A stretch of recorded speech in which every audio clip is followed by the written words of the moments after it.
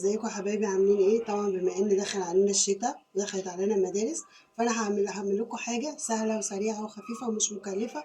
ممكن تقومي تعمليها دلوقتي، مش هتكلفك حاجه، اللي هي هريسه الذره. وفي ناس كتير مش بتحبها لانها بتبقى ناشفه، بس احنا المره دي هنعملها زي الكيك فلافي كده وطريه. هنجيب كوبايه ونص دقيق، عليهم نص كوبايه دقيق ذره بس، عليهم كوبايه سكر، نص كوبايه زيت، كوبايه ميه، بيضتين.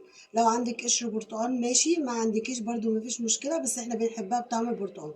وباكو بيكنج باودر، وربع فنجان خل. ده اهم حاجه. هناخد كل المواد السائله هنحطها في الخلاط. حطينا السكر في الخلاط وقشر البرتقال لازم نحطه، محدش يقولك ولا تقطعيه ولا تبشريه، لازم تضربيه في الخلاط عشان ما يبانش في الكيك. هنحط البيض، هنحط الخل، هنحط الميه بالشكل ده، وهنحط زيت، وهنبدأ نضربهم في الخلاط كلهم مع بعض. بعد ما ضربنا الخليط بالشكل ده كده معانا، هنبدأ نحط دقيق الذرة، وهنحط نص السمسم، انا نسيت اقول لكم عليه.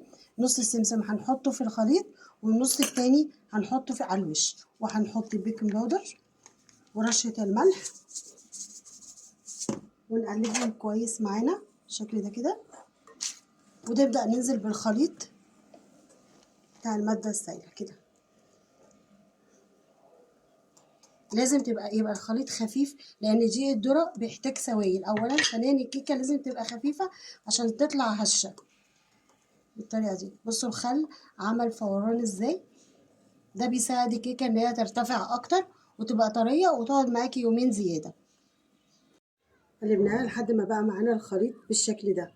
لو بقت معاكي خفيفه شويه او مقدارك مثلا كان زياده، ممكن تحطي معلقتين دقيق ذره او دقيق ابيض، هي تبقى بالشكل ده كده سايله. هنجيب صينيه وبطنتها بالسمنه والدقيق، وهبدا افضي الخليط ده كده لحد ما بقت معانا بالشكل ده. انا جبت هنا السمسم، حطيت عليه معلقه سكر وقلبته كده، وهبدا ارشها كده بالشكل ده كده،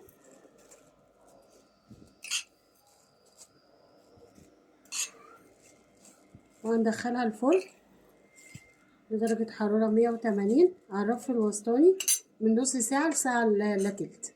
ودي شكل الصينية بعد ما طلعت من الفرن، ودي الكيك اهي، بصوا عاملة ازاي. دي عشان احنا قللنا الدقيق الذرة وزودنا الدقيق الأبيض.